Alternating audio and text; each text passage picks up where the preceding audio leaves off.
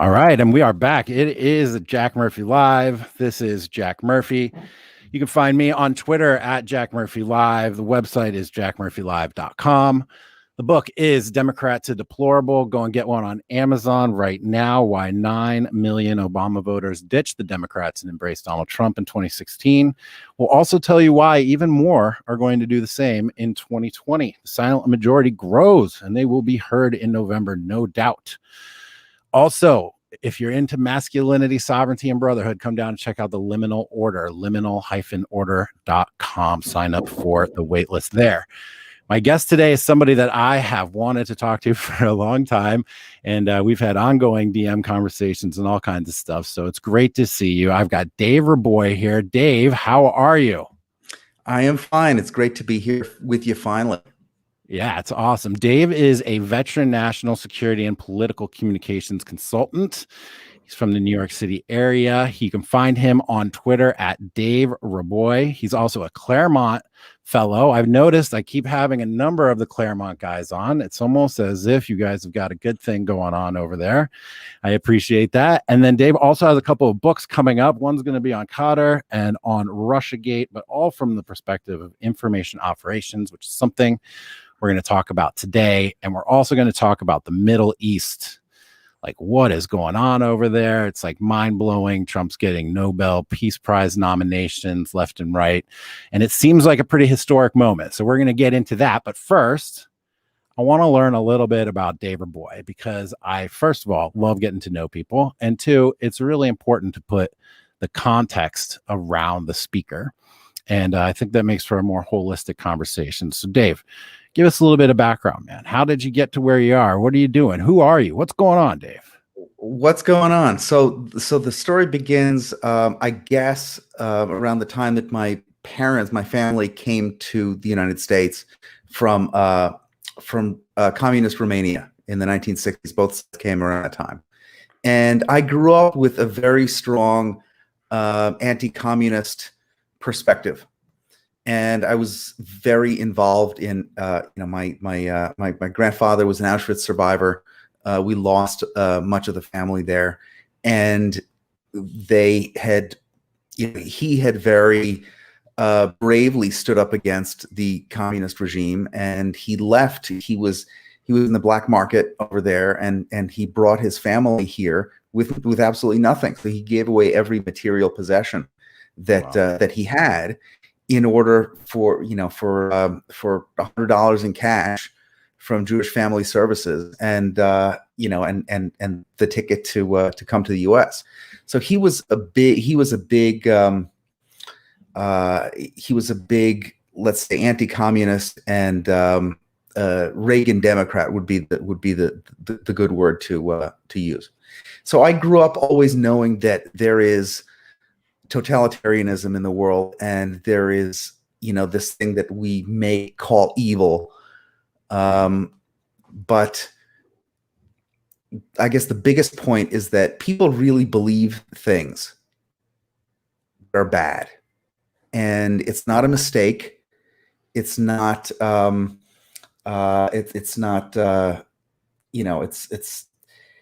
people believe things that have totalitarian consequences, and it happens all the time. It happened in World War II, and it happened after World War II under the Iron Curtain.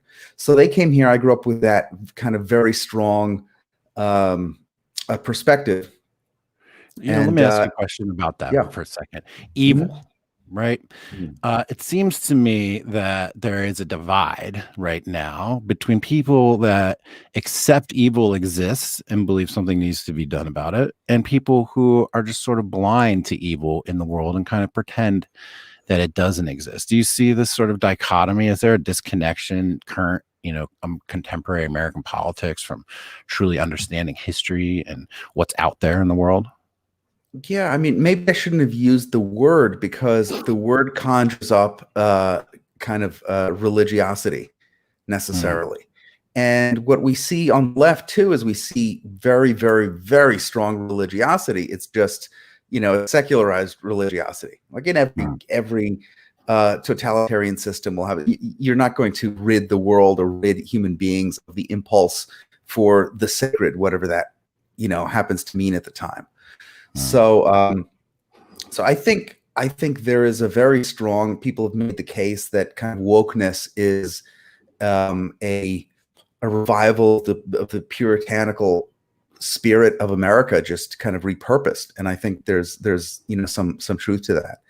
People will always have people will always have objects of hatred, whether religious or ideological or something. I mean, there's a reason why the world sucks, and we blame X for that. So I think the religious impulse, or let's say the impulse to identify evil, is very, very strong. I mean, we see it in critical theory. People say that evil is whiteness. So it's not much different than it's not much different than kind of religious impulses through the years.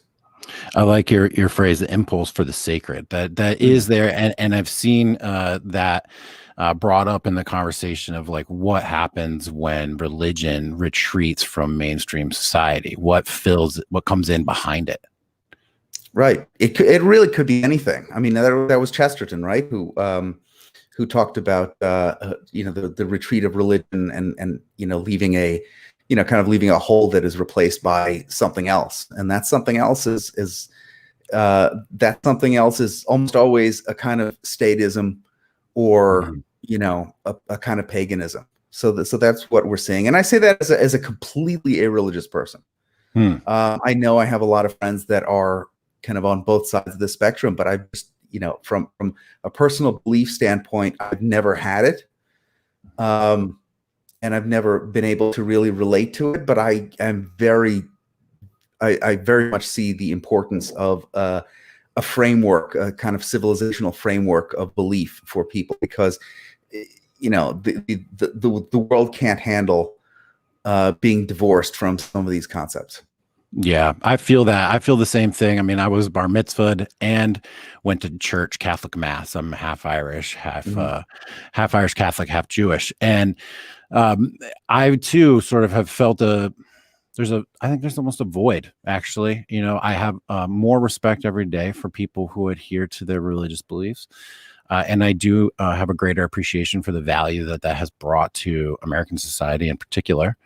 And, at least maybe it's in our circles, but I do feel like there is a growing revival, perhaps, or at least an appreciation for the benefits that come from a society that is ordered in that fashion. And I think it's important also to point out that like America is really built on Christian values. And so it's like, this is actually a Christian country or a religious country, even if it's, technically separated church and state. So interesting phrase, impulse for the sacred. You can see it in their eyes when you're down in the riots and in the protests. And I remember, these riots lately have been crazy, but I will never forget the Kavanaugh Supreme Court protests, where I was down there on the steps of the Supreme Court, and there was just like thousands of people just swarming the Supreme Court and like banging on the doors and like the chanting and the drums, and just like they were like possessed, like people shaking and quivering and crying and just overcome. And you can see that it really is sort of religious in its impact, and sort of not a pleasant way. Yeah. And it's something that we're going to have to struggle with moving forward. Sure. Here. I saw this at when I lived in I guess skipping a little bit ahead in the biography. Yeah. Or maybe we should just finish that. Yeah. So I went to GW to study Cold War history, Marxism, Leninism, and totalitarian ideologies. Russia and Eastern European concentration.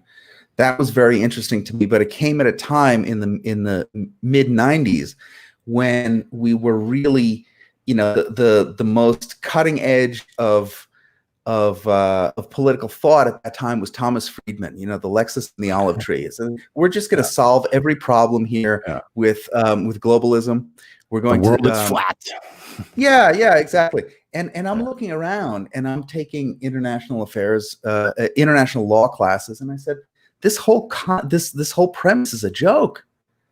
And and I was the odd man out at the time because I didn't see that we're in kumbaya mode forever. And I graduated GW with that degree, and it completely disillusioned me to working in politics, because I thought I was surrounded by zombies. I thought I was surrounded by zombies in the national security space. I was translating documents at what ended up, kind of unbeknownst to me at the time, turning out to be a very left-wing outfit, which was the National Security Archive. And it was housed out of GW, and the idea was to translate and to classify formerly classified Cold War documents. So I set out to work translating Hungarian 1956 revolution diplomatic cables and things like that. Wow. From Hungarian to English. So I was doing that, and I kept my head down, and I was thinking to myself, I have no idea how to fit myself into this space, and I'm not sure what I'm going to do. At the same time, of course, I fall in love with jazz, and I begin playing music, and I kind of see that as the path that my life would take. So I moved to San Francisco, and then to New York City, and then back to San Francisco, all the while playing music, kind of deeply involved in the avant-garde and free improvised music scene in those cities. At the same time, though, I always had my politics. I was never a left-winger, and I would always go and do counter protests. I remember the first time I was really politically involved on my own at one of these protests was in order to support the Danish embassy. In, I think, 2005, there was a protest outside the Danish consulate in San Francisco to support them for publishing the Muhammad cartoons. Right. And at that time, we believed that this was a very big step towards freedom. I mean, you should be able to mock Muhammad. The same way you should be able to mock any other religious figure.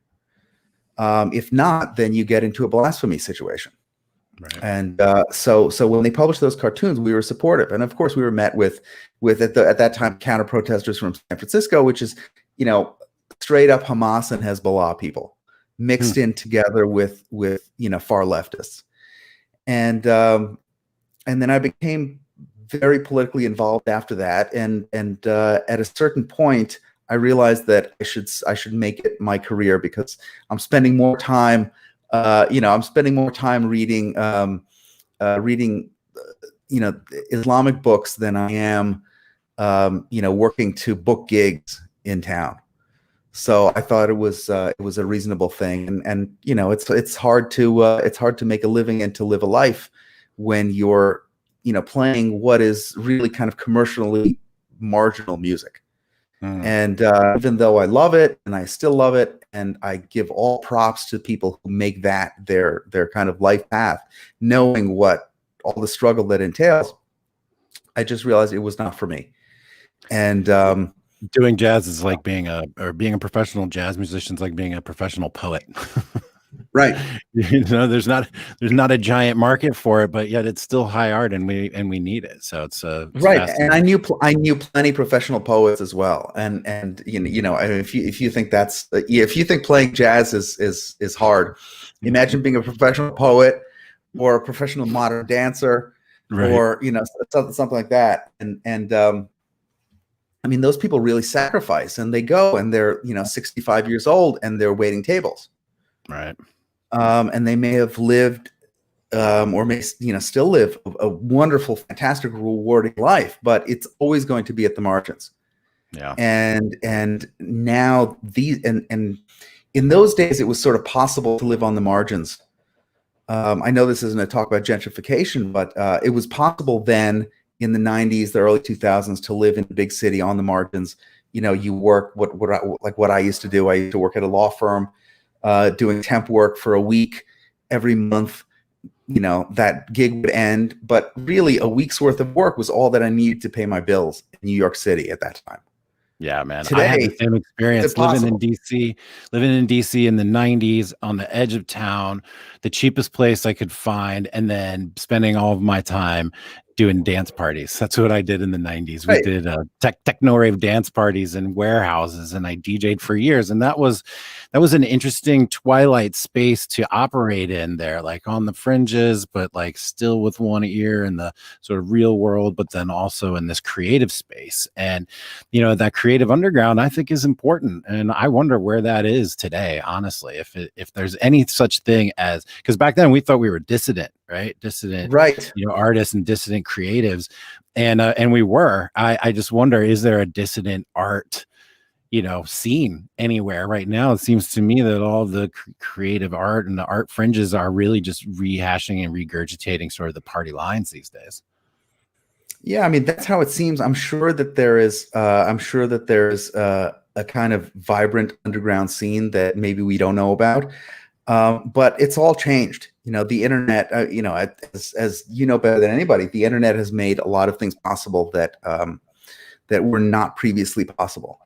It's closed a lot of doors, but it's also opened a lot of doors as well. So you don't necessarily need to be in a proximate physical space. Right. You don't all need to live in East Village or in Park Slope within 3 or 4 blocks of one another in order to create a scene that's viable. But on the other hand, there's something really special about creating that scene that's viable within a couple of blocks of one another. Everybody's sort of in there doing the same thing, and being together all day, either at the coffee shop or you walk to when I lived in New York on the jazz scene, I would see, let's say, the same 100 people many, many times a day, walking here, walking there, in restaurants here, in coffee shops, just in the park, and that did create a sense of community. Right. That was special. Now, of course, nobody can afford it.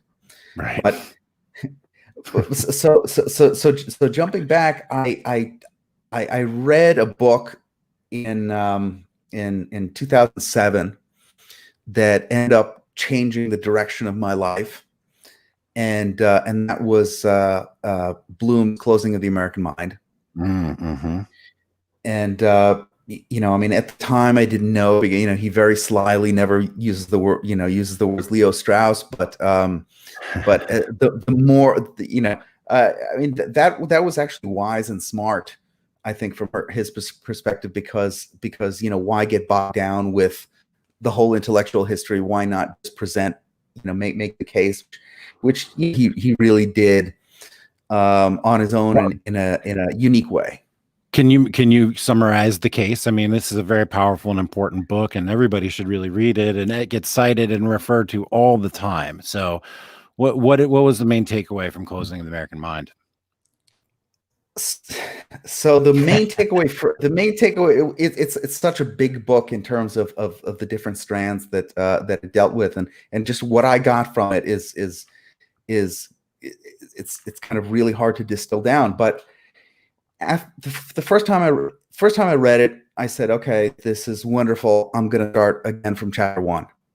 And after 3 or 4 different different readings, very, very close readings, I thought, okay, I kind of have the idea of what is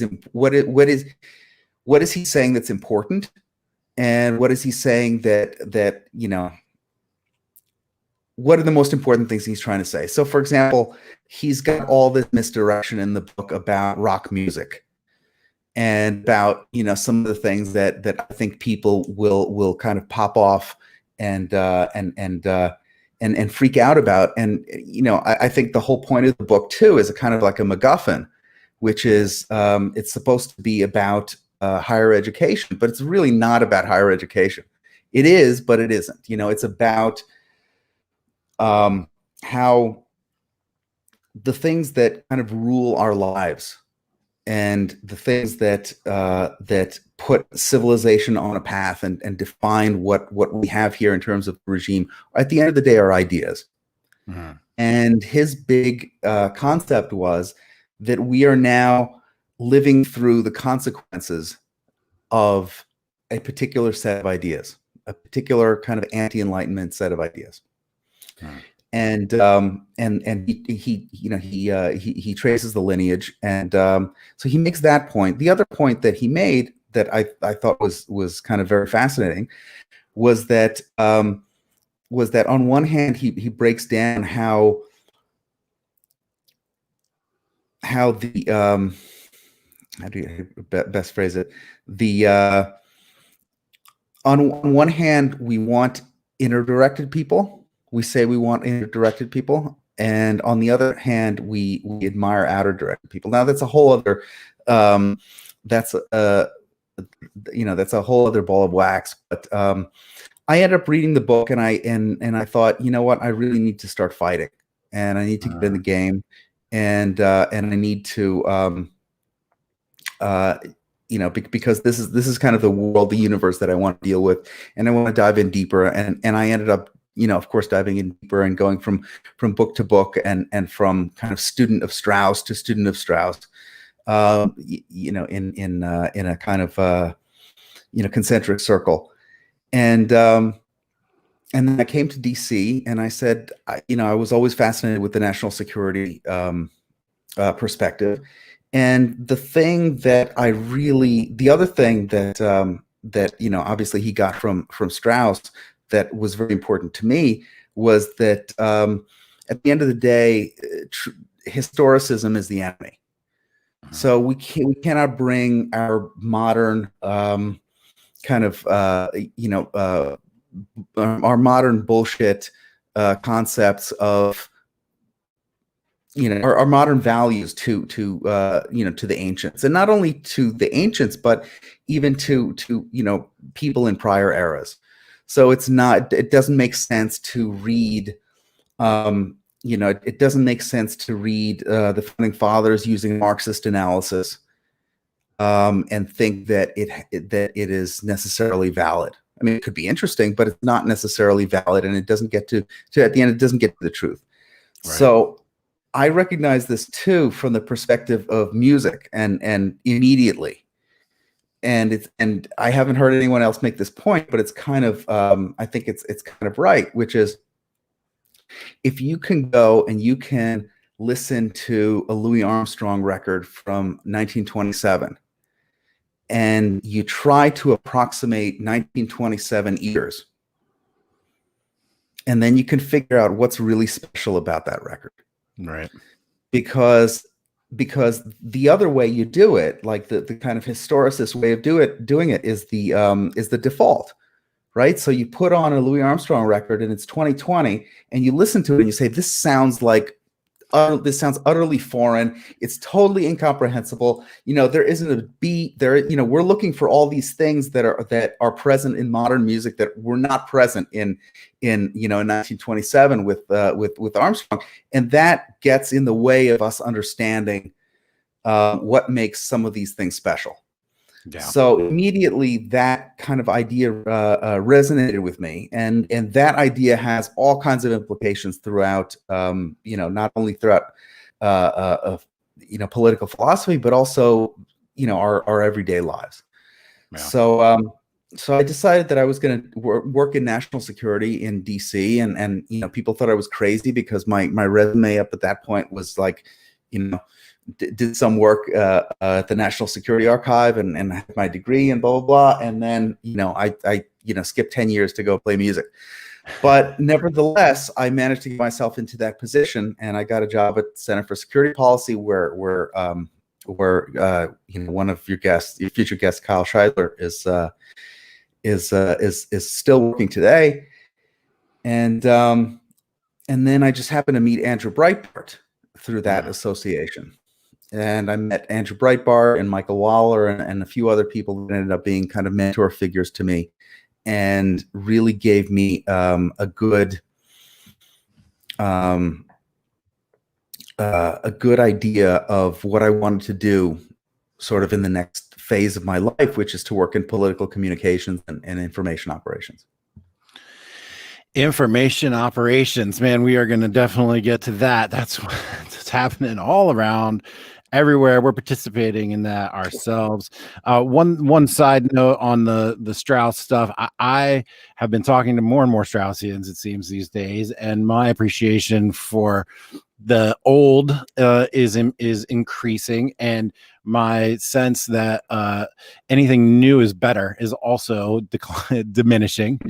And it's interesting to even consider the fact that at one point people didn't consult ancient texts and didn't want to look backwards and didn't see value in Aristotle or Plato, and like pushed it aside. It was old news, man, old news. Right.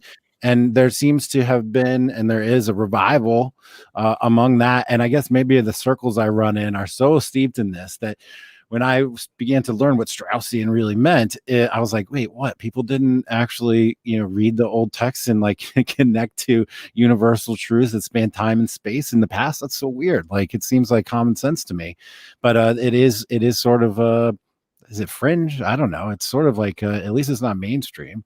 And it's certainly deepened my appreciation. Humans are humans. We've been very human-y for a long time, and people have figured out sort of the downsides and the upsides and how to manage things. And just because it's old doesn't mean it's bad. And I think that's something. I think that's a theme that is bubbling up within right now, and should continue to carry some additional momentum moving forward. Yeah, I think that's right, and it really applies to anything, because if you think, if I mean, what do you appreciate about, if you start to think what you get from things that are old, or if you start to think what do you get from anything, it causes you to evaluate things. I mean, it doesn't take very much to to kind of snap out of, let's say, I mean, talking about modern music, to snap out of modern music and say, what, this is, this doesn't give me anything in my soul. I'm only hearing it now because it's being pushed to me. Yeah. So the minute you start to say, what is this thing that I actually like? What is this that I value, and why do I like these things, value these things? Then then I think you've already opened yourself up to to studying or appreciating the old. Well, you put yourself on in a rare air just by even saying, why do I think this? Right. Questioning your motives, your own interests, questioning why other people are doing things, asking yourself why. But that's always the question, right? Yeah. That was always the question, and that's always the question that I'm trying to that I was trying to get at. I remember, I mean, 10 years ago at least, I'm trying to figure out, how we got into this predicament. And I'm thinking, I'm trying to come up with the why that really does answer this question. And when I say this predicament, I mean, I was thinking, the question that I was addressing at the time was, how is it that we allow, how is it that we allow, let's say, Islamists to run around the country very freely talking about, replacing the constitutional system with Islamic law, which was a thing that was happening, and nobody seemed to care. Nobody seemed to be very, very upset about it. I was like, wow, how could this be? And it occurred to me that at some point over the last 50, 70 years, we lost the concept of what it means. What sedition is.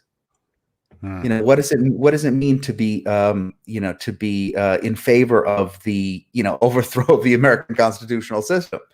That's unfortunately, that's a thing. And because we didn't address it 50, 60 years ago, or at any point, we're in this position now where we're just like, hey, Antifa, it's a lifestyle choice. Packing the Supreme Court, everybody does it.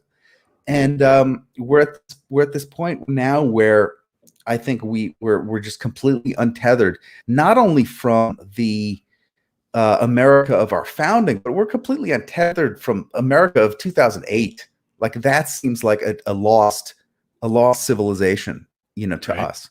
Right. I was thinking a lot about that today. I saw on Twitter, there was an article about NBC News said that DHS is telling its spokespeople to spin for Kyle Rittenhouse. Well, okay, how did it do that? DHS said, "Hey, give this guy a fair trial."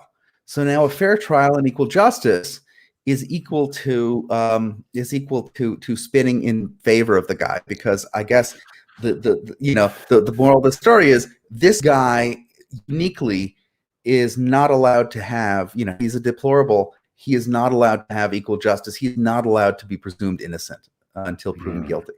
And I mean, I grew up arguing with National Lawyers Guild people and stuff like this. This is something that nobody would have said in prior days. Well, we saw that first, certainly with Kavanaugh, right? Like, holy cow. Right. I mean, there was absolutely no presumption of innocence, and they just latched on. But, it's all power, man. There's no moral underpinning. There's no foundation. There's no rock. It's just, what can I do to get power right now? What's in the air? What's the mood? And these people just pounced on it. And it was disgusting to me. It was so troubling. And I don't see that trend changing any, really. Like, I think that this is getting worse. Yeah. Yeah, no, I mean, absolutely. Because I mean, when you're at the point where they're openly discussing these things, I say every day there's a new outrage. Every day there's a new situation where you think to yourself, man, I never thought it would get like that. But the answer is, yeah, you gotta have, you've got to have, more imagination. I mean, it's gonna get so much worse. Yeah. Just pace yourself. Right. Oh man. Well, before we start talking, just pace yourself. Goodness. Before you start talking about how it's going to get worse, let's talk a little bit about how it's getting better. So, what is going on? What is going on in the Middle East, man? This is one of the things that I really want to talk to you about. Sure. Is there seems to be history in the making in the Middle East. Am I overstating this? I'm not a Mideast expert by any means, but when I see these states recognizing Israel and trying to come to peace with them, that seems to blow my mind, as this has never happened to me. I've never noticed it before. Like, what's going on? Like, where's this coming from? What's happening? Explain it to us. Sure. So, in a way, a lot of this stuff, where do you begin? I know it's hard. It's hard. So where do you begin on this stuff? And I think that in many ways it's similar to what we have in the United States and in the West when it comes to the kind of resurgence of nationalism. And maybe resurgence is the bad word, because it really is a kind of new kind of nationalism. Okay. And I think there is a tremendous I think there's a tremendous undercurrent of opposition to the kind of the globalist European decadent state that that is embodied by the EU or by 50 childless Danish defense minister types who I mean we all know what that kind of kind of Euro decadent globalist thing entails, and a lot of people don't want it. They don't want it in the West, they don't want it in the East. So at the same time as you have a kind of revolution against that going on, you realize that in the Middle East, let's say for the last couple hundred years, but really for the last century, is you've had a lot of different fads going on in terms of how to arrange government, how to arrange society in different countries. And you go through different periods. So like you went through a pan-Arab phase where the Arab identity was paramount, and we're trying to get rid of countries led by Egypt and Nasser. We're trying to unite themselves based on this one common identity. You You had the folks in the Middle East looking around during the Cold War, and looking around during World War II and World War I, and looking to Europe and saying, hey, these are successful civilizations. Which ones do we want to emulate? Well, a lot of them wanted to emulate the communists, and a lot of them wanted to emulate the fascists, because they saw within Islam, a way to harmonize their religion with the modern political state. So that's when you had you had situations like Egypt under Nasser, had situations like Ba'ath Party under Saddam Hussein in Iraq, and people were the development of Pakistan and things like that, and people were kind of groping around trying to figure out what the next thing would be that would sort of solve their problems and push them from third world into first world, because they realized after the First World War especially that they were woefully behind the West. So they wanted to catch up, and they wanted to use different political systems and political arrangements in order to catch up.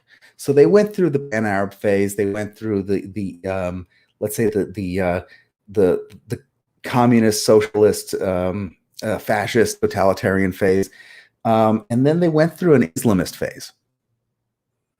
And the Islamist phase now is kind of the high point of that was the Arab Spring, but it had gone on for 30 years, and that was exemplified both by the Muslim Brotherhood and by Osama bin Laden and Al Qaeda. And they said, "Hey, we're going to address this population here as the Islamic Ummah, and national borders don't matter as much, because we're going to organize all Muslims to defend against or defeat the Crusaders, the non-Muslims all around." And this was kind of the template that we saw before 9/11. This was the template that people like Sam Huntington would see in the early 90s and late 80s, and sort of this concept after the Arab Spring just ran out of steam, and it had some help in that respect because of the Obama administration. The Obama administration totally bought into this line, and kind of unthinkingly helped along this Islamist phase by, in fact, Obama gets he takes the presidency. First speech he gives, he goes to Cairo, and he addresses the Islamic Ummah. Well, what he should have done was he should have addressed the people of these different countries directly as citizens of these other countries. You say yeah. unwittingly. So Yeah. that's a good point. What was Obama's motivations? And we can talk more about what he actually did in the Middle East. But like, people will say that he was trying to undermine America and support Muslims and all kinds of theories and such. But like you say, unwittingly. So you think that Obama simply was mistaken in what he did rather than malicious? I think that's too big of a category. In this respect, I think he was mistaken. In other ways, he was malicious. This is one of my big pet peeves about politics today, I think, because a lot of people who come to the right conclusion about things tend to assume that there's no room for people being well-intentioned but utterly wrong. Yeah. And I think that encompasses most people. I mean, I'm not saying that they're great people and they're wonderful humans. They're just mistaken. I'm just saying that they could be assholes, but they have a completely different understanding of the facts and a completely ideologically based point of view that's not necessarily consistent, and that's why they do things that they do. I mean, a great example, for example, is neoconservatives. People make all kinds of ridiculous, put neoconservatives into these ridiculous conspiracy theories. I mean, some of which may be right, but but it's not like they have a grand plan, and it's not like they follow their grand plan completely perfectly always. Right. It's a grand plan that is based on ideology, mistaken ideas about human nature, and it's inconsistent. It's inconsistent between what it wants on the foreign policy side and what it wants on the domestic policy side. So it's not like, I mean, we're not always dealing with 10-foot tall super geniuses who are our adversaries. There's a lot of room for people being total fuck ups. But yeah. So going back to the Arab world. Yeah. At a certain time after the Arab Spring was really another word for the Muslim Brotherhood coming to power and toppling the kingdoms in the Middle East, sort of one after the other, and many of which were actually pro-American. I think Syria was the only one that was not pro-America at that point. I think a lot of people realized, hey, wait a minute, this is a dead end. And a very, very strong and assertive Saudi, Emirati, and to a lesser extent Egyptian identity popped up, and it was relatively secular, at least by the standards of past the past Islamist movement. And these people, predominantly under 40. These people want better lives for themselves. They want, at the end of the day, they want less Islamic law, and they like their countries, and they're proud of their leaders.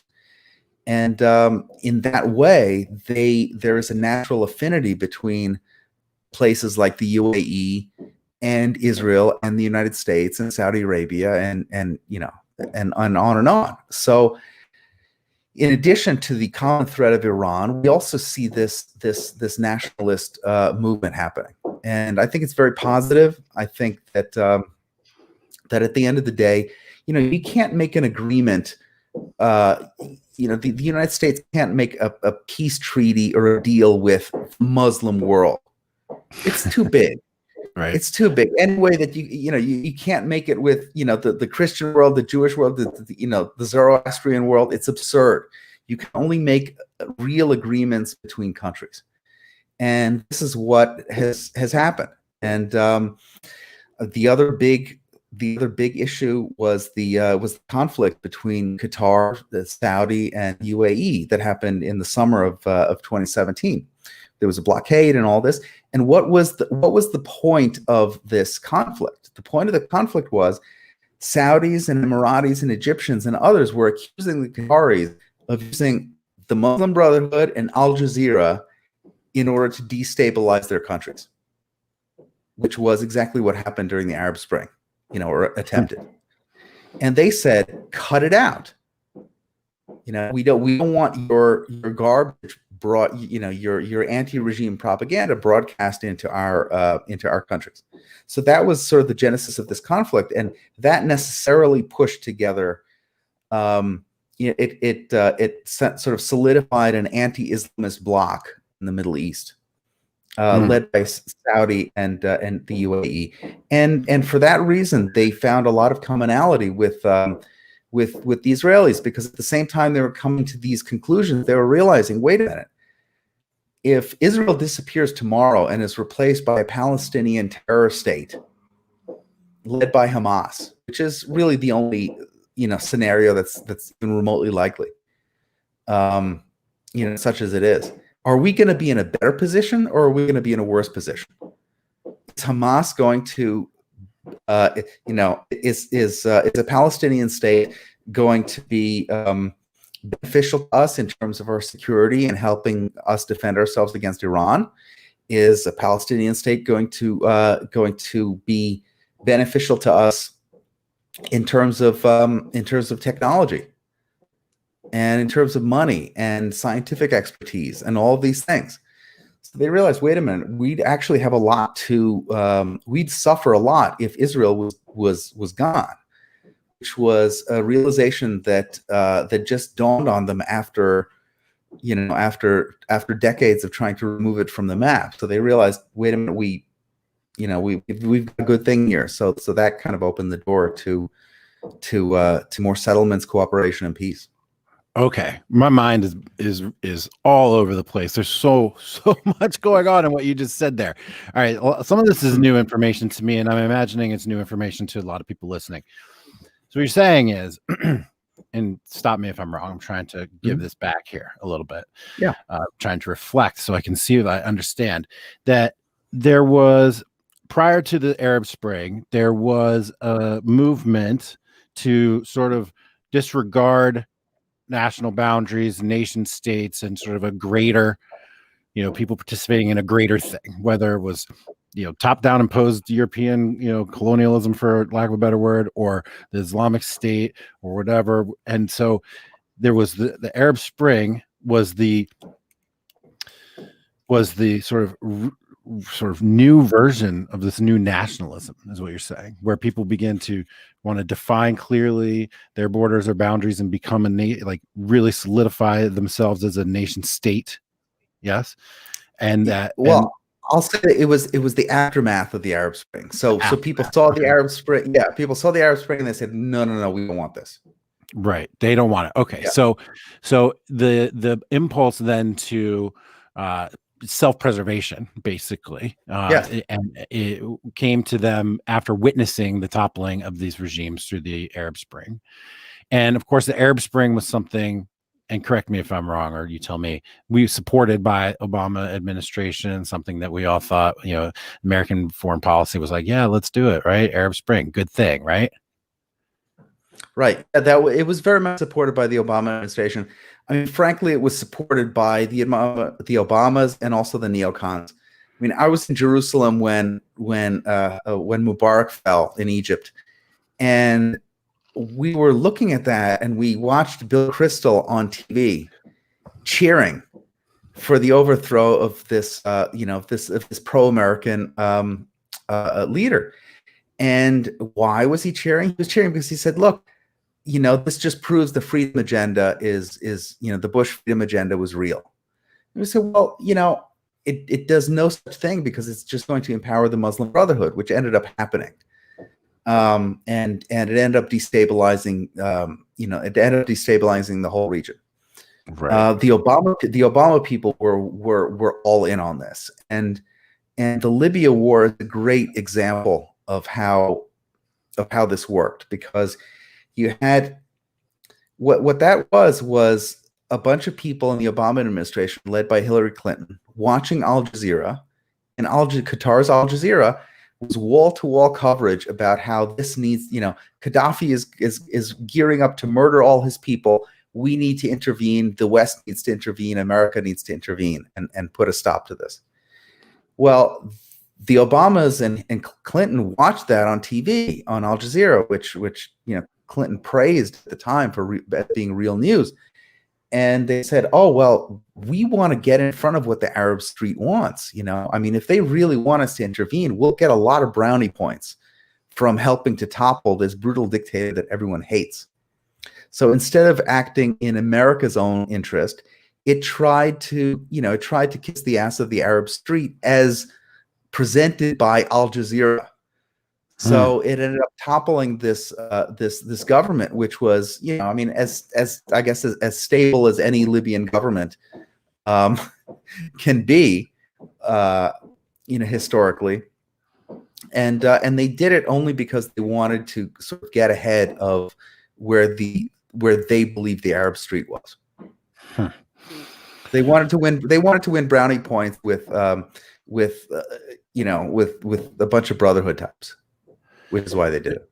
I've seen so many conflicts between ideas of nation state, our own nationalism, the Bush sort of freedom doctrine that you said, because I remember very vividly when the war drums were being pounded for the Iraq invasion post 9/11. It was all about, let's impose our will on these people and bring them freedom and democracy, and they're going to be so happy, and freedom and democracy is going to spread all throughout the region.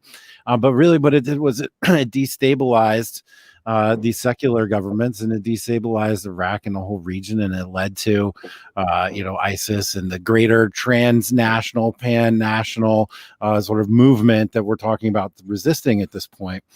And I do very clearly remember in the 2016 election how Syria became a real issue, and it was Trump being like, no, we're not going to have a no-fly zone. We're not going to go to war with Syria or with Russia.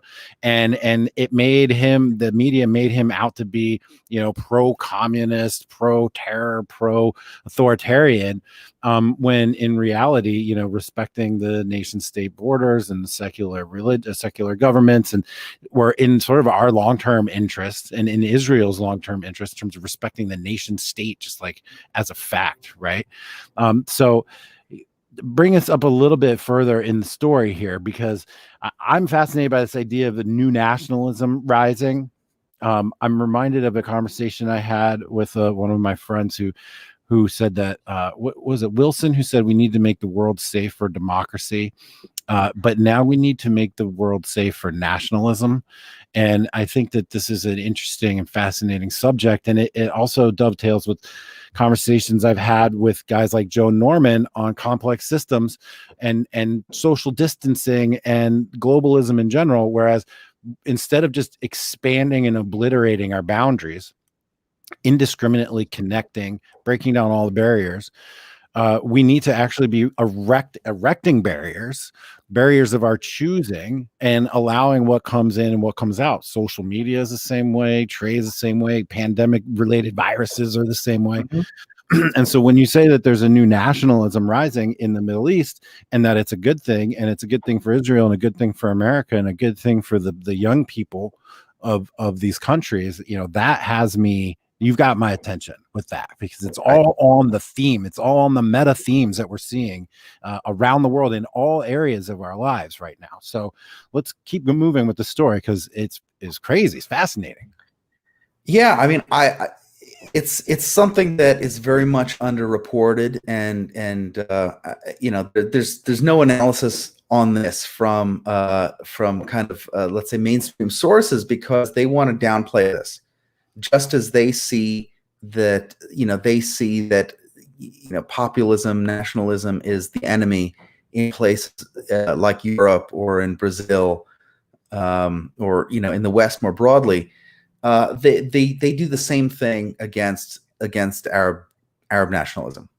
I mean, there is no country that has had a PR campaign against them as nasty as Saudi Arabia's has been in the last few years. And I mean, Saudi is a great example, because after 9/11, and we made demands on Saudi Arabia, and we said, hey, you have to do, these, you have to fight the jihadists in these ways. And we want you to, to change your textbooks. We want you to do all these things to let's say prevent Islamic radicalism and radicalization and the growth of jihadism. Well, okay, so they did that. Today they Saudi Arabia used to be a hub of the Muslim Brotherhood. For example, the Muslim World League is a great example. It was like it was an NGO started by the Brotherhood with Saudi money out of Riyadh. And it was created to, it was created as a forum and a way to educate young Muslims all around the world in Muslim Brotherhood doctrine. I mean, I know I collect these old books. I have a series of Brotherhood books put out by Muslim World League. It was run by Huma Abedin's dad, who was, Brotherhood, long Brotherhood lineage. And, Saudis realized, we're not going to pay for this anymore. So they went and they got rid of the whole Brotherhood influence from the Muslim World League, and they replaced it with a guy, Al Issa, who made it his mission to be, to be sort of the interfaith, peace conciliatory guy between Muslims and Jews and Christians. And he's been great on this. He wrote an open letter to Muslim candidates for office in the United States, saying it's your responsibility not to follow Islamic law. It's your responsibility to follow American law and the Constitution. So like, this is all good stuff that like, frankly, they should be getting so much credit for, that many of us who've been talking about, the jihadist space have been demanding. Finally, we're getting it. And as far as the media is concerned, now that's the problem. So you'll see Crown Prince MBS being referred to as an authoritarian, and this and that. I mean, it's as far as the media goes, they're big enemies. Trump, Orban in Hungary, MBS, Bolsonaro, Bibi Netanyahu. All of these guys have a common, have common connections. And at the end of the day, they're all strong nationalists, and they're against, they're against the EU. They're against, let's say, what we think of as the, intra-national global superstate. They are for sovereignty for their people and their country. I think that's what it comes down to at the end of the day, is that a lot of this is a sovereignty issue. Yeah. And a lot of this is a sovereignty issue, and people understand that, a country without borders, or a world without borders is a tyranny. It's necessarily a tyranny, because the borders allow for different experiments. I mean, it's federalism writ large. The borders allow for different experiments based on different values, customs, heritage, etc. And once you get rid of the borders, you have to say, well, we all have to agree on a particular system. We all have to agree on our particular set of values or beliefs. And that's that. And if you don't, I guess you get punished. But I mean, what you say is completely right. We are witnessing a return to those borders, and a return to kind of embrace the things that make America, America, and Hungary, Hungary, and Israel, Israel, etc., and on and on. I mean, and the Middle East right now is a great example of that. And I think as we progress over the next couple of years, I think we'll if our country hasn't come apart and we have the luxury of looking abroad and with a critical eye of seeing what's going on over there, I think we'll see that things are heading in a much better direction. Now, that's totally, to hear someone say that about the Middle East is kind of wacky and wild, but that's where we are. Fascinating how the Bush freedom wars, the neocon wars, which were meant to bring democracy and freedom to everybody and improve American relations and power and all that, and get the oil and blah, blah, has second and third order consequence of actually developing a nationalism that the United States can look to as something that's valuable and worthwhile.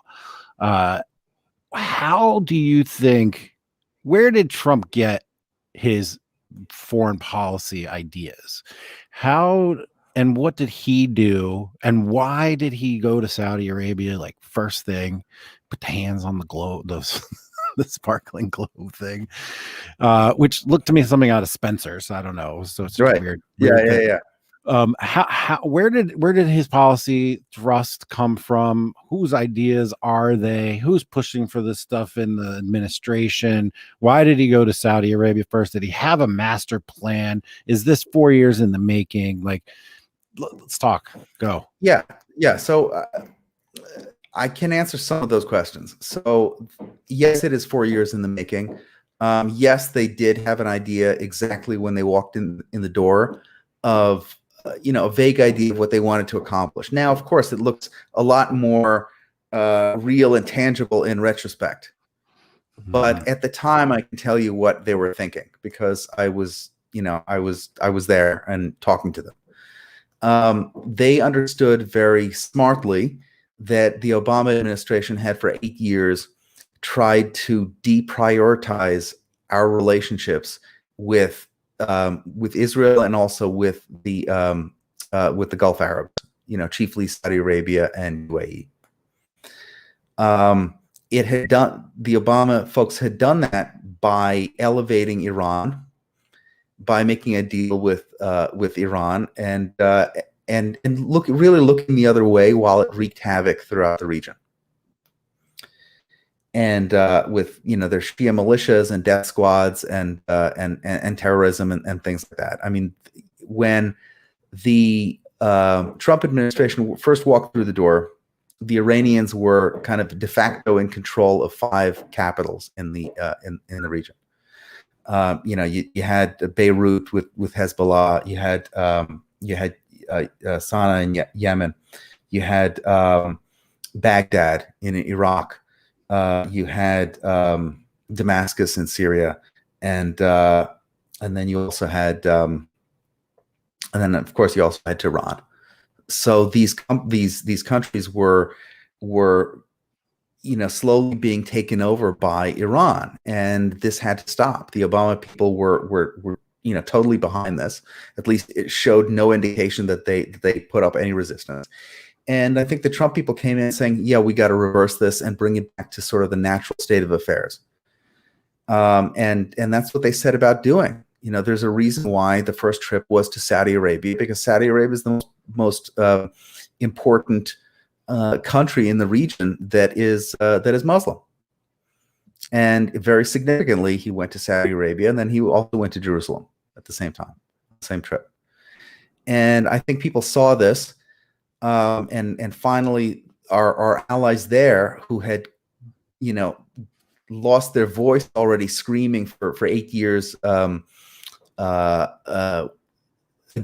the Obama administration, they were very happy to see that somebody is that they have an ally back in the White House. So this is what's going on. I think in general too, as far as Israel goes, it just shows that for the last several decades, the assumption was that in order to get a good deal in the Middle East, the American administration, whoever it is going to have to put the screws to Israel and make it accept a whole bunch of things the international community wants it to accept. Well, the answer is that's not how you do it. The answer is what you do is you make the rest of the world, let's say in this case the rest of the Arab world, understand that guess what? You're not going to diplomatically destroy Israel the same way that you wanted to militarily destroy it. Once that's off the table, and once you say, hey, this is a permanent thing, that's not that you're not going to be able to make this disappear, then you can actually talk, and then you can solve problems. I mean, it's the same way. It's like when one side wants to make an agreement, and the other side says, well,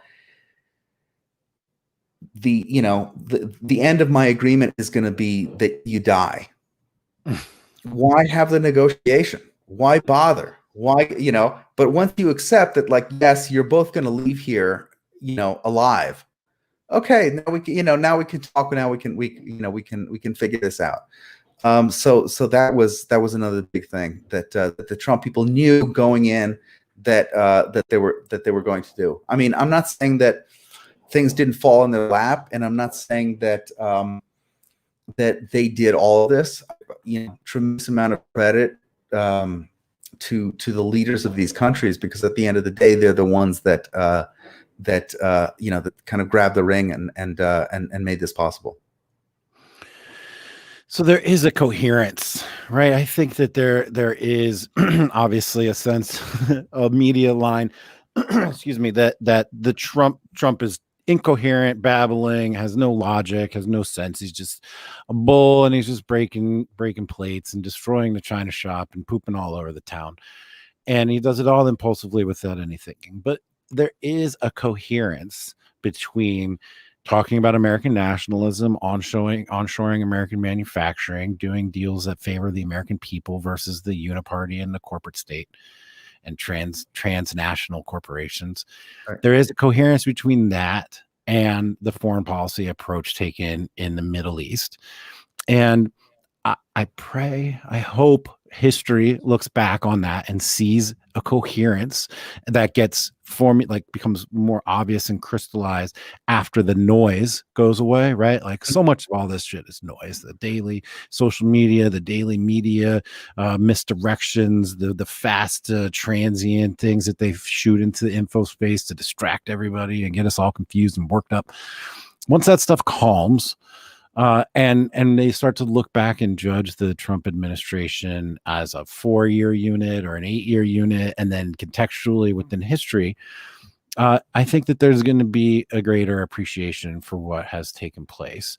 I don't think anybody, maybe you did, but like mainstream wise, nobody said, "Oh, Trump's going to come into office and peace in the Middle East is going to break out." But I did. I did. did. I mean, I didn't know this in 2016, but by 2017, I had an idea of what was coming. And I was saying it, I was tweeting it. Nobody gave me the time of day. I was going on mainstream, shows, and people would laugh at me. And at the end of that, I mean, I don't give a shit. I knew that I knew that I was right, and it's another example of how let's say mainstream media, not only media, but kind of mainstream political analysis, foreign policy analysis of all this, it's just garbage. It's absolute garbage. It's all groupthink. It's all it's things starting from an ideological premise and working their way backwards to fill in the facts. A lot of us were pointing this out. I mean, I know people in the White House who were there, who used to be there, sort of had this on their mind, because you can't, I mean, take a look at Twitter. Open up Twitter, take a look at Saudi Twitter and Emirati Twitter and things like this, and you'll see people who, normal people who have more in common with us as, folks on the right, than a lot of our fellow Americans have with us. And that's not just the Middle East, it's also the case throughout the world, where you see a lot of these populist movements springing up. And I think that's a really special situation that we're in, and it doesn't portend well for social cohesion in the United States, because it kind of shows the divide, that the divide between us as Americans is far greater than many old divides used to be between enemy states. Indeed. I keep returning to the idea that there is in American foreign policy, or I don't know, it's so inconsistent all over the place, so I can't make any generalizations, but there's these two notions, right, of like acceptance and plurality, and sort of like your dominating hegemonic sort of viewpoint or thrust where you want to go.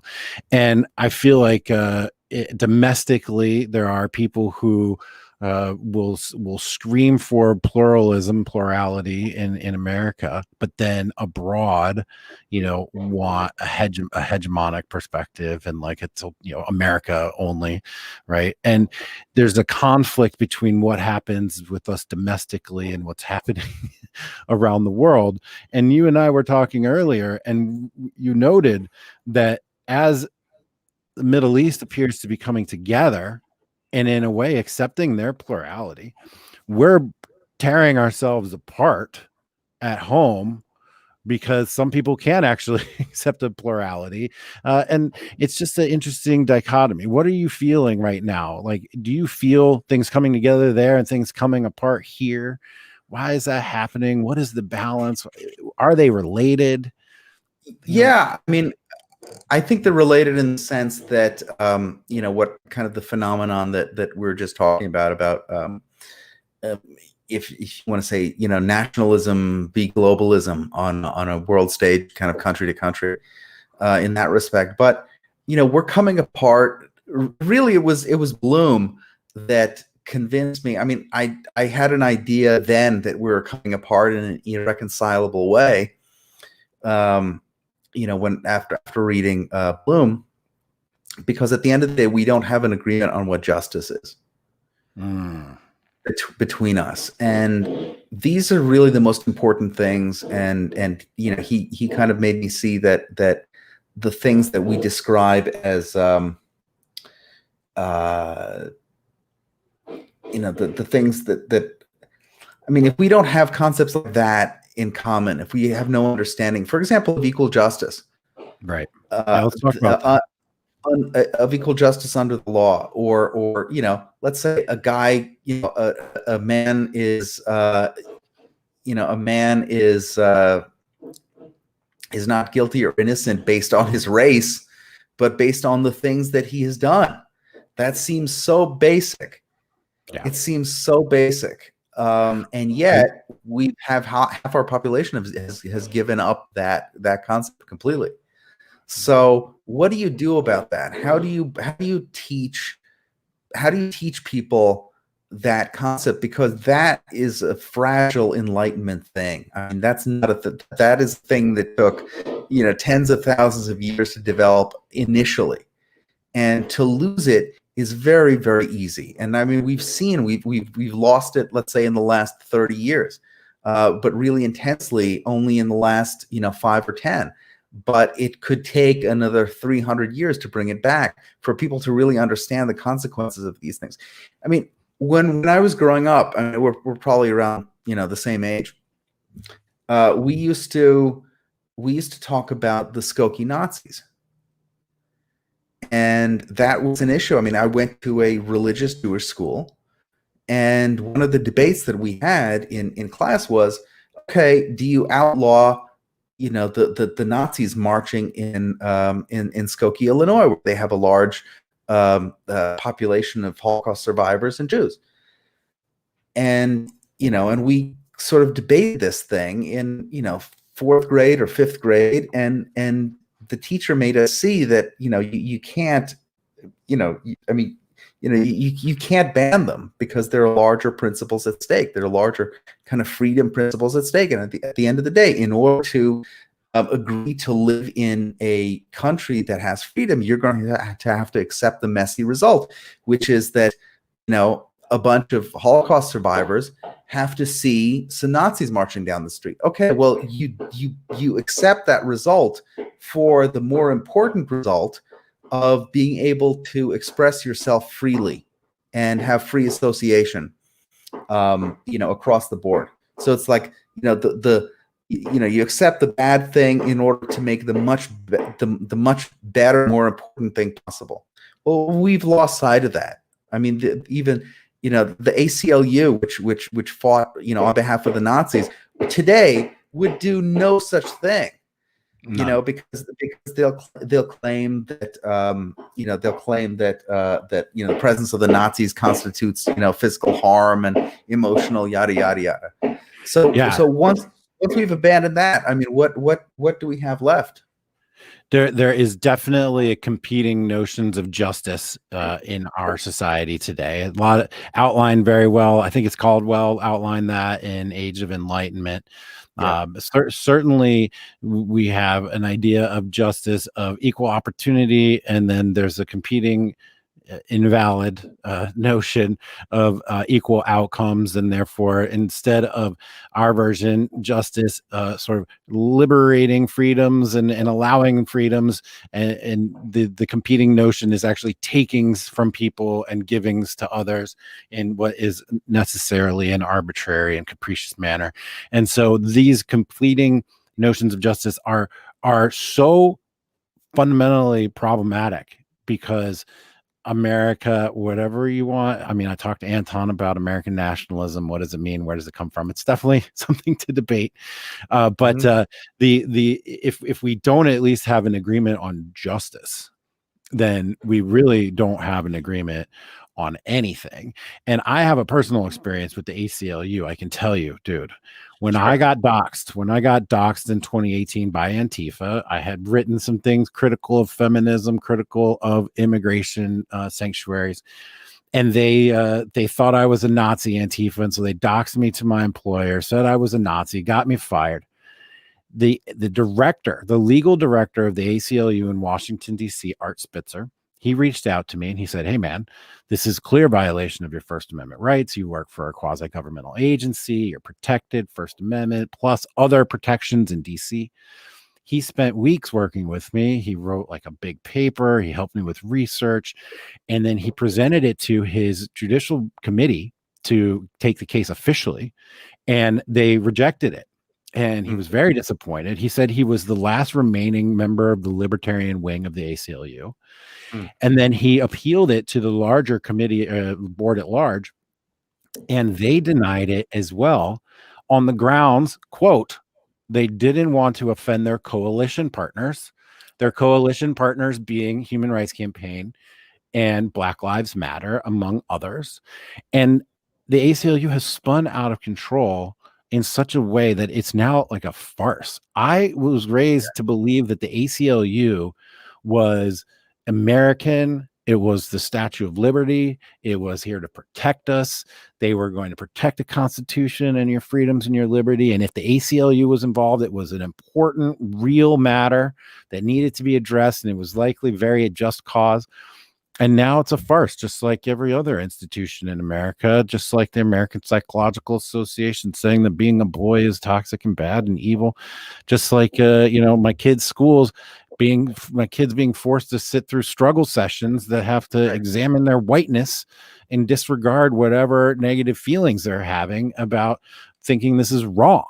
So the collapse of the American institution is something that is very troubling to me. It's continuing to accelerate, and these competing notions of justice are kind of at its core.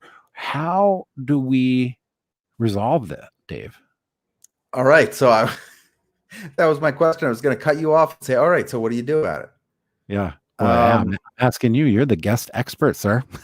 I have to tell you, I don't think there's anything you can do. I don't think there's anything you can do. I think we're on a natural. I think we're on a kind of natural glide path to maybe decline is not the right word, but yeah, I mean it's a breakdown of our understanding of it's a breakdown of the foundations of the regime. I mean that's basically where we're at. Yeah. I've gotten a lot of crap because over the last several years. In public, I mean, I've had this position in private for longer, but I've been in favor of a national divorce. I think at the end of the day, there's only one way out of this, and which is to, for those of us who believe in, let's say the old America is founded, even America up until the late 90s, early 2000s. We're going to have to retreat to defensible geographic boundaries. Defensible meaning, a geographic region where the polity is, relatively conservative, where we can actually vote and get the things that we want. I think people will, of course, there are a lot of objections to this, and they'll say, okay, the new America will be much poorer. And less secure, et cetera, et cetera. But I think at the end of the day, and as we go forward, more people will realize that they would trade this new scenario in a heartbeat for what they have now, which is basically a woke tyranny, and it's not getting any better. There's not a magic button. This is what kind of frustrates me about many of my friends in kind of the old Reaganite mold, who just say, well, we can beat this. We just need a couple more elections. We need to do this. Bullshit. Not to be too dark about this, but you don't have the people. I mean, meaning we we don't have the people to go and to staff. We couldn't staff the 4,500 jobs in the Trump administration in the executive branch. We could not staff them with people who didn't hate Donald Trump. We couldn't fill those jobs. How are we going to replace everyone in the administrative state that can sabotage it? What happens when, it's great. You had, Rufo on the show. He's doing amazing work. One of my heroes, managed to succeed in getting the Trump administration to push back on critical race theory and all these things. Totally wonderful. And that's great. What happens when Trump leaves office? What happens when, and next, we're not going to have Trumpian government forever. What happens when the left takes power again, wins an election, and puts their pedal to the metal with this stuff? We're never winning the battle completely. The most that we can do in this case is basically to tread water and to survive a little bit. That's why I say the long-term prognosis here is to divide the country and really to get out and to attempt to build new institutions that from the ground up that are maybe more modest and more geographically contained. So I really don't see a good future for the United States in terms of the things that we believe. I just don't, I see it, man. I see it, and you're making me breathe heavy over here because it's sad. It's sad. The analogy I like to bring up is it's at some point you got to realize you're in a burlap sack with a cobra, and who's going to come out, right? Like, remember Ricky Tikki Tavi? They used to take the mongoose and throw them in the sack with the cobra, tie it up, and who's going to win, right? There's only one choice. And that's where we are. And I don't think that people realize that yet or have come to accept it, that the whole thing that's based in largely critical race theory and progressivism and the radical left, that it's not radical in the sense that they've taken over all the institutions. They're not fringe. They may be small minority, but they're exceptionally powerful, and they're in extremely high leverage positions. And they have what's the word that they use? Converged. They've converged all of these major institutional pillars within the country and even the world, basically. Said even with 4 more years of Trump, we're still not going to eradicate that. That's what people don't get sometimes, is that Trump is not only fighting against critical race theory, the woke, and those people, but he's also fighting within his own government. It's not as if he came in, took over the government, and all of a sudden there was an army acting in unison and everybody supporting it, as you pointed out. He has to struggle on a daily basis just to get things done.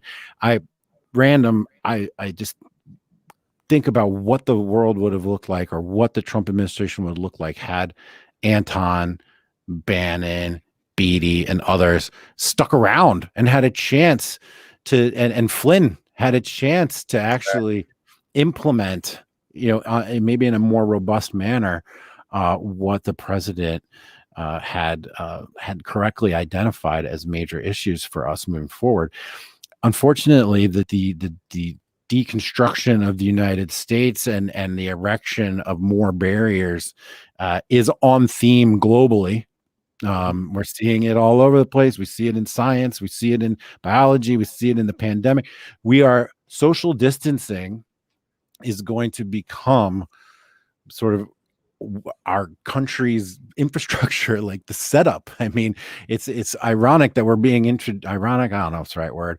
It's shitty and weird that we're being introduced to this notion of social distancing through the pandemic.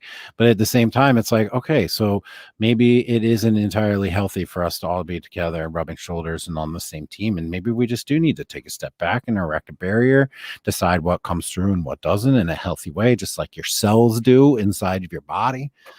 And that trend is squarely in place, unfortunately. And so what do you think people should do on Well, no, I'm not going to get to that. I want to talk a little bit more even about the internal forces that are working to destabilize our current regime. And when you say regime, the first time I read it in a context, I didn't read it neutral, right? I read Mm, regime. I'm like, oh, negative. That's horrible. right, Regime right. sounds so nasty, but it just means, sort of our established System method of, of government. Yeah. yeah. And so, talking to Darren, he's pretty convinced that the similar tactics that were used in Eastern Europe and perhaps Arab Spring and elsewhere are being used here in the United States in the version of what he calls color revolution. Do you think that there is a connection between what's happening in the United States, the preparation for fighting the election, the litigation, the information, pollution of the information space, the mass uprisings, quote, peaceful protests, etc.? Is there really a relationship between that and Arab Spring and color revolutions in Europe? I mean, is it the same thing? Is the same thing happening? Are they the same people that's making this happen? What are your thoughts on that? Yeah, I mean, I largely agree with Darren on this point. A lot of the criticisms that have come his way, both from from deep state people and also from people who are more friendly, have kind of focused and fixated on the term color revolution, which at the end of the day, it doesn't matter what you call it. Right. We're talking about a particular phenomenon in the same way that a lot of these folks went crazy when the first time I think Rush Limbaugh used the word deep state. And everyone was like, no, it's not like the deep state in Turkey and in Egypt. Well, no, it's not like the deep state in Turkey and in Egypt, but it is a thing that, I mean, it's shorthand. Let's not get too hung up on the name when we're describing a particular phenomenon. Yeah. So, but I think Darren is right about that. It is a kind of remarkable cast of characters that happens to overlap between the specifically the Eastern European color revolution guys and the folks who are interested in removing Trump. I think it's a slam dunk case to be made that a bunch of these guys see Trump as an illegitimate totalitarian, pro-Russia strongman figure, and B, are going to use every instrument at their disposal to try to dispatch him, based on popular uprisings and a claim of, based on voting irregularities and things like that. I think to not see that is going on is to be, more than blind. So I think he's got a very good point there. It's really easy. Yeah, I mean, it's really easy to see. I mean, this is the United States has had this particular capability in its toolkit, and I think what I know that my old friend Eli Lake was kind of very critical of this particular terminology, because in his mind it kind of it didn't give enough credit to some of the local folks on the other end of some of the local folks who are kind of democratic activists in some of these countries. I don't think Darren was necessarily, when he used the word color revolution, making a point and saying that all of these were particularly illegitimate. I think in general, he was talking about the particular toolkit and a map of how you do it. And I know there's a map of how you do it. I mean, the guy that he had referenced has a book on, this is how you do it. You mobilize right, a playbook, exactly right. So I think that's sort of what we have to look forward to, but for this election. But we're in a weird spot because the left found that, especially after Kenosha, rioting doesn't benefit the Democratic Party. So they're going to have to figure out how to put a lid on their rioting until after the election, A, and B, they may not even riot after the election because it does turn people off. Let's say it's up for grabs, and it's after the election a few weeks later, we still don't know who won. pardon my background notes here. Keeping it real. We still don't know who won, but so right now we're fighting in the American public for the legitimacy of one of the two candidates. Well, I don't think it's going to benefit the Democrats to have the whole United States convulsed in anti-Trump riots after the election. I don't think they're going to benefit from that. So they're going to have to make adjustments to their political playbook and the strategic playbook, considering that. Look, I mean, on the other hand, had it not been for this summer, had it not been for Seattle and Portland and all this stuff, I think we'd be looking at a very different kind of strategy for the Democrats in terms of the color revolution. I think, had the people not gotten sick of rioting, there would have been, they would have been burning cities down in November and December. But whether or not they do, I think that still remains to be seen. Yeah, it does remain to be seen. I get the sense that there's a little bit of a genie out of the bottle effect. I know that Antifa. You mean that they've lost control? Yeah, a little bit. Yeah. I think that the Black Lives Matter and Antifa, I know for a fact that they've been operational and doing things for many, many years before just now. And they've been training and indoctrinating and gearing up. And even they even took a little pause. If you remember 2018, it seemed as though some of this stuff started to chill. 2019 started to chill a little bit, but we kind of knew that they were just laying in wait and ready to come back in 2020. And here they are. I suspect that if there will be an outburst November 3rd, there will be an outburst January, whatever, when Trump gets inaugurated again, should he win, hopefully. And so I think there's going to be a lot more of that. The thing that you brought up earlier that I see as a common thread in all of this is you talked about information operations, and it's such a powerful and pervasive, the information battle space, the information landscape. What is your involvement in information operations? What does it mean to you? What can we expect to see over the next month, 2-3 months, in terms of information operations? How are people screwing with our minds? How are they dominating narratives? Tell me what you think about that.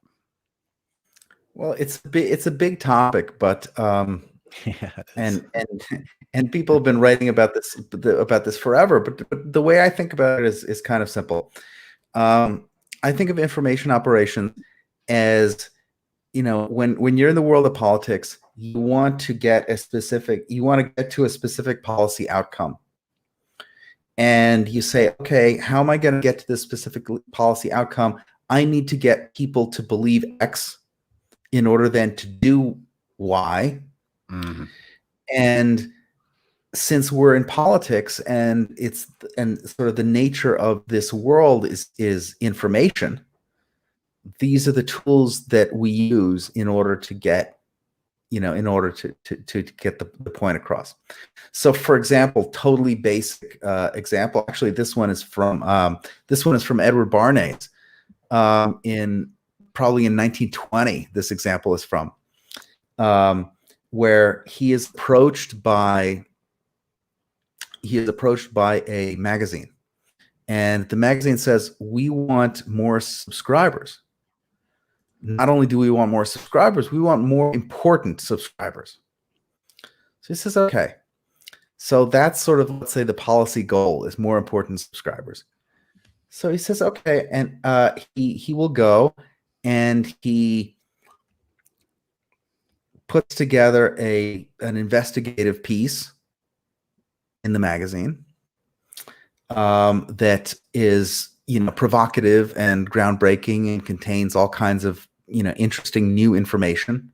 Let's think of it as like a New Yorker article today, big long profile expose of, the war in Afghanistan or something. And then once he puts it out, he will then go and he will organize a bunch of people to also write about it. Write about that article And by writing about it, you're promoting it in the same way that, you have a book available on Amazon and you get a bunch of your friends to go and fill out reviews. And then you've got a bunch of positive reviews, and you get your friends to tweet about it, which just bounces back. It's that all that is information that just bounces back to the original link, so that you keep selling more books. Okay, then you go and you have the subject of this particular article. Let's say, someone will go and take this article and say, okay, I'm going to make a congressional hearing out of this particular piece of information. So I will also get the benefit of, X number of news cycles as we talk about the hearing. I will put together 10 witnesses, and everybody's going to be talking about the same thing and the same thing. And each time everyone is going to talk about the New Yorker article or the Atlantic article, or we just saw this with the Atlantic with the BS story about suckers and losers. Mm-hmm. How much news space, how many news news cycles did they get off that? They got several. Right. So then finally, then you have your congressional hearing. And then let's say the president mentions your story, and you get another little bit. So what you're doing here, to make a long story short, is you are constructing a media campaign that is based off little bits of information and little media events that you can contrive and put together in order to accomplish what you want, which is, in Barney's case, to sell more copies. Or in the case of the Atlantic, to get Trump out of office, to get, that was a perfect information if you think about it, targeted, because it was specifically targeted towards military voters. Where Trump is strong, they wanted to undermine the military voters. I think because they wanted to push a coup point of view, and they wanted to make it more likely for military leaders to get involved. In order to eject Trump, but regardless, they wanted to attack a part of Trump's base, so that's why they did the story. So, long story short, that's what an information operation is, and you have your many component parts, but basically, it's just built by little shards and strands of information that you kind of put together in a coherent way. Right. And then a coordinated reinforcement, doubling down, persuasion through authority by getting popular people and authority figures and whatever to regurgitate them, strategically leaking information. So the reason why I wanted to bring this up is because for the listeners, I just want people to challenge what you're reading and hearing and ask yourself, why am I hearing about this today? Why are these people talking about this story about Trump generals or whatever today? Why are they talking about Trump saying something stupid about Catholics, which I don't think he really did? Why are we hearing these things in the news? And then when you start to ask, and this is how we started off the conversation, why?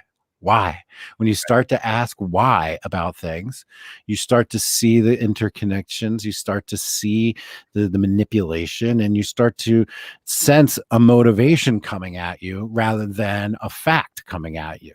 Right. And if you can begin to see the world like that as just competing motivations, and then I'm going to say 3D chess, but not in the way other people are thinking about. Sure. I just mean we're chessboards stacked up on top of chessboards, and people are moving pieces here and moving pieces here, and everybody is a piece in someone else's chess game, and we're moving people's minds around through information and through persuasion and through motivation and through media manipulation, which is why things like this talk and why things like on Twitter and podcasts are so valuable and so important these days, so that we can talk about these things in a way. I'm not in the government, and I'm not running for office. My goal here is just to get after the truth and to just understand, there's just such a uncomfortable feeling when you begin to realize how we're being manipulated, and it makes it feel like you're taking a step through like fog and you don't know where the ground is and everything is uncertain, and it just is an unsettling, ungrounded feeling. And we're purposefully being confused. Right? Like if you feel confused, that's what they want. Right. Yeah. Yeah, and Go ahead. Yeah. the very important point that you brought up is why am I seeing this today? Yes, that's the question to ask. Why am I seeing this today? We have this idea that probably the most important thing that any of our viewers or listeners could, if they could take away from, is to know this: the days when you had journalists on a beat, walking down the street with their ear to the ground, trying to find a story. Those days are long over. When you see an article in the Wall Street Journal or the Washington Post or the New York Times or Politico or whatever, that story was pitched by someone like me. Right. That story was pitched by someone just like me who already showed up with the narrative, with 4 or 5 sources, and the only thing that reporter has to do is maybe do a little typing, maybe pull the story together. Often even that doesn't happen, but that's how it works. And if you look at a story every day like that and you try to piece together, I mean, you could, if you a layman can sit down and read a story in one of these mainstream outlets, specifically in terms of national security, can look at one of these articles and say, hey, from this article, I have a reasonable idea of who was behind this. If not an individual, then like a type of person, let's say, State Department, person leaked this who is opposed to this and that policy, etc., and break down who are the, even who some of the blind quotes are. So it's possible to, and I think really important for American news consumers to be able to sit and to sort of read the tea leaves and decipher what's going on with their national security related news stories, because it's almost all junk, and it's all put out on purpose. There's no such thing as, hey, we're just reporting the news. Everything is spun. Everything is spun. And to figure out what they're trying to do on any given day with any given article is part of being able to decipher what is happening. Right. So what we call this in the liminal order, we call this sense making. So we call sense making, we define it as intentional understanding or intentional knowing. So we concentrate, it's part of personal sovereignty, right? Is to develop a sense of sense making. And that's an intentional understanding and intentional knowing. And it's not being a passive receiver of information. It's being critical at all times, asking yourself the motivations of the person delivering it, the timing of it, and trying to really come up with a strengthened muscle of sense making, so that you can maintain a sense of personal sovereignty and maintain control of your own viewpoints and of your own emotions, and to not have your passions be riled up unwillingly, by somebody else. And so in today's environment and moving forward, I can't see any way that this is going to diminish, but developing a sense of sense making as an essential component to personal sovereignty is a skill that we all need to learn. And it needs to go it needs to go way beyond what they teach in high schools, where they're like, oh, you can't use Wikipedia as a source. It has to go way beyond that. And unfortunately, it is, like we said, it's intentional understanding, intentional knowing. You have to also be intentional in practicing and developing this skill. And that's something that we work on every day in the liminal order. We've got sense-making workshops and sense-making seminars, and we operate collectively as like an info militia. And when I say info militia, I mean this in the sense that a militia arises when the government fails to provide necessary security And in this case, it's an information environment. And so we are a group of people that have come together to make sense of the world. And we are effectively an info militia in this sense. And it's basically a nation, even worldwide intelligence network that brings information together. We digest it and synthesize it as a team. And then we can have a reasonably accurate worldview. And we found it to be tremendously powerful. So I'm hoping that this idea of sense making makes it out there into the world, and that it's a critical life skill. It's like balancing the checkbook, man. You got to be able to make sense, to sense make, and how to intentionally understand the world rather than being a passive receiver of information, which is more times than not a manipulated sort of information operation, as you said. As an aside, a great book on this subject is Trust Me, I'm Lying by Ryan Holiday. That is a fantastic book. It's a great, easy read. He's funny, and he lays it all out on how these information things happen, all the news cycles happen. I've adopted a few of the tactics that he outlined in that book as well, and it's powerful stuff, man. Powerful stuff. I love that book. I gave away several copies of that book when it first came out and when I first read it. His sections on Andrew Breitbart, I think, are unfair. I knew him then, so I'm in a position to kind of refute some of those barbs. But still, you're totally right about that book. I also think that book is, the advice he gives is not really possible for someone on the right in many ways, because it takes for granted that it takes for granted that you're not in an adversarial position with the rest of the media. Right. And that you have that, as you have a willing media ready to disseminate for you. So a great book would be How to Hack, the media for those of us on the right. But I don't think anyone would want to give up their secrets. Right. Well, say what you want about Laura Loomer, but she has figured that out. She's figured out how to hack the major media systems in some ways, once she was silenced off of Twitter and whatnot. But I also think that there is some semblance of this ecosystem that Ryan talks about happening on the right. Guys like myself and others sort of in my sort of latitude, we source stuff.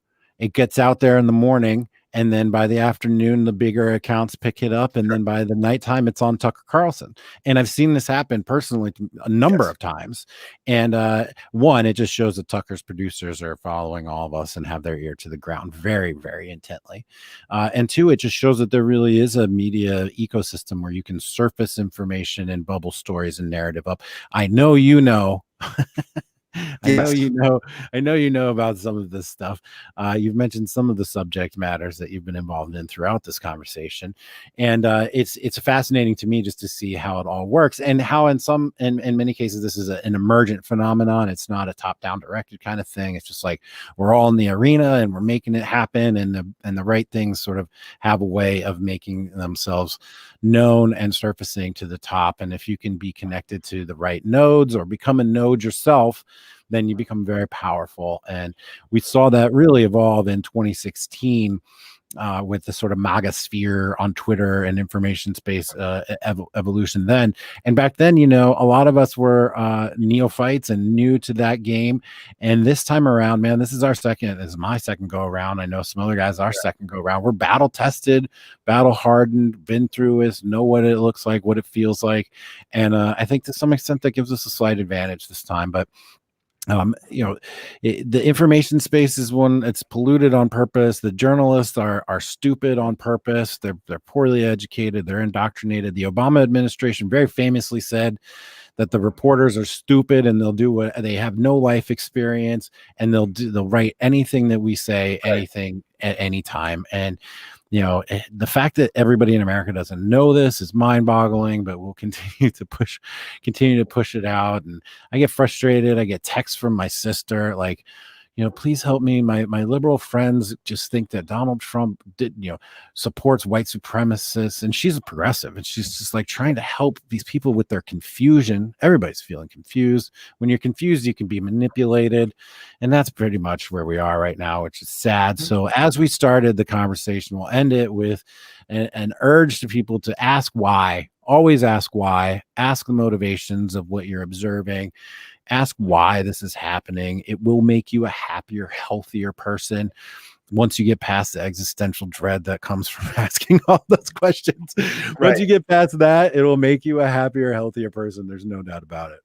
Right. No. I mean, I'm glad you pointed out the existential dread, because it is a thing. It's totally a thing. The more often you do this, and the more time you spend in the Hall of Mirrors here, which is this particular world that we're talking about, the more it can get you down, and the more it can, a lot of people, sort of going back to the end of America and the place where we're at, kind of in a meta way in this country. You can look at that and you can say, well, it's over. I'm not going to fight anymore. I'm not going to do this because there's no way. When I say that the old arrangement is over, it's not an invitation to lay down and be depressed and that's it. I mean, let's hope you've got more imagination than that. That is to say that it's time to start thinking about new and novel arrangements. Yeah. And it's time to say, if the old order no longer makes sense, if the old way of organizing, the United States no longer makes sense, then maybe another one will make more sense. And only if we hash out these things, and in a way that that we're not afraid to do, in a way that we're not intimidated, we're not limited by our by things that we're afraid to think and things that we're afraid to know. Only then can we really go forward and figure out how to solve some of these problems. Yeah. One thing that comes to mind here as we're going to wrap this up is, it's a great way to end too. Is you're talking about a challenging environment, an unpredictable future, one that potentially has conflict or disorder in it, certainly has disorder. And then you talk about needing to make a personal decision to ask yourself why, and to ask what's going to happen. And at the core of it, if we're going to break it all the way down, you have to be a strong person. You have to have integrity. And I don't mean like following your own morals as much as just like personal integrity. And I'm going to tie this together for you and me right here. You got to be strong. And I don't just mean of mind, of the body, right? So like, guys, a lot of my audience are men, and we're interested in masculine issues and personal sovereignty.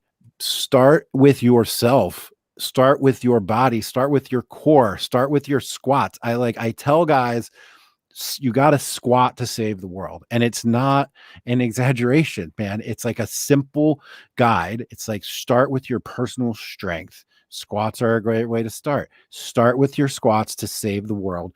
And it will be through that we can develop in personal integrity of self, so that we can be strong sense makers, so that we can have personal sovereignty, which will hopefully then in turn lead to a national sovereignty that we can live with and appreciate, and that can be respected by other nations, and we can respect theirs as well. And so I like to tie it all together. It really is a common theme that you can extrapolate out from weak, soft recipients of information compared to strong, firm people who are actively, intentionally understanding the world. And I think that guys like you and me, and guys in our sphere, part of the world, we are on this side over here, strong, firm, intentionally understanding the world, seeking personal sovereignty for everybody.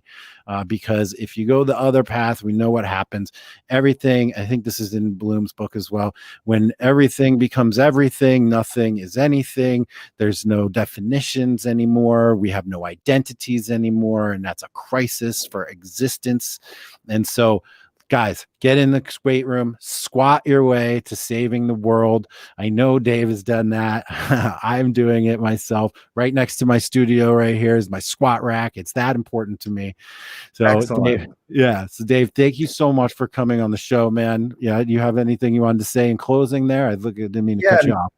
No, I just want to agree with you completely. And you know, and at the end of the day, you want to have your shit together. Yeah. You know, if you even want to remotely start thinking about these things, and yeah, I know. I mean, it's a lot to take on, and nobody's perfect. Nobody has their shit together at all times. But because you don't, it's not an because you falter, it's not an excuse to have to abandon your standards. Indeed. And you know, and that's the important thing. And also, I mean, in this thing, you talk a lot about, you know, the importance of a kind of you know, brotherhood of, you know, people who respect one another, and this, I can't tell you how important that is. I don't think there's anything more important. You know, it's not a matter. It's not some hokey matter of it takes a village, but there's nothing as that is. I mean, then this is a thing that, you know, the ancient Greeks knew, and that, you know, Bloom understood, and a lot of these other guys, and it's understood by people who've served in combat together. There is nothing like having a, you know, solid group of friends who, you know, will have your back and who will do anything for you. And it's just that collaborative thing is so important. I mean, it's one of the things also that I bring from, you know, the jazz world that I also loved about Andrew Breitbart was the big thing that Andrew used to do is he had this jazz impresario's way of putting people together and saying, hey, what would happen if I put you and you and you together? And it was kind of amazing. I mean, I would get calls from him at 2 or 3 o'clock in the morning. You know, he's somewhere in LA at a bar, and he's like, I just met, you know, here, talk to so-and-so. And he would just put so-and-so on the phone. And, you know, and sometimes it was a hit and sometimes it was a miss. But I mean, I can tell you that the people who worked together in those days under Andrew, you know, most of us still know and love one another in a way that, in a way that, you know, sort of, you know, cannot be described. So, so that's, you know, just a word about the importance of, you know, friendship.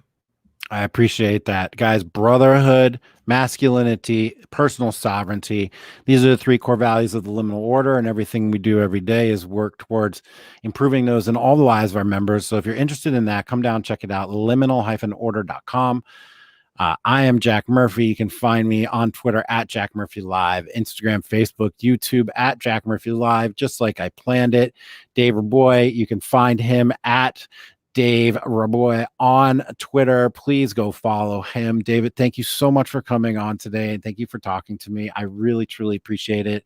It's been wonderful, and I can't wait until Florida comes off the GC quarantine list, because I'll be down there in Florida as soon as I possibly can. All right, fantastic.